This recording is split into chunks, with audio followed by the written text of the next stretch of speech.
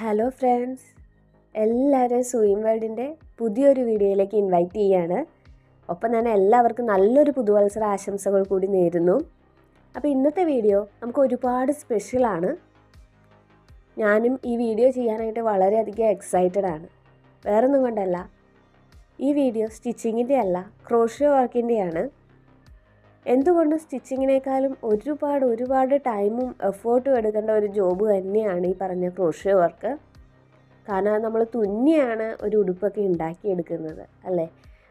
അതിൽ മെറ്റീരിയലുകളില്ല, ത്രെഡ് കൊണ്ട് തുന്നിയെടുത്ത് നമ്മളൊരു മെറ്റീരിയൽ ഒരു ഉടുപ്പ് ഉണ്ടാക്കിയെടുക്കുക എന്ന് പറഞ്ഞാൽ അതൊട്ടും തന്നെ നിസ്സാരമായിട്ടുള്ള കാര്യമല്ല. അപ്പോൾ എൻ്റെ ചേച്ചി ചെയ്തു വെച്ചിരിക്കുന്ന കുറച്ച് ക്രോഷ്യോ വർക്ക്സാണ് കാണിക്കുന്നത്. ലാസ്റ്റ് ഇയർ ചെയ്തു വെച്ചിരുന്ന കുറച്ച് ക്രോഷ്യോ വർക്ക്സാണ്.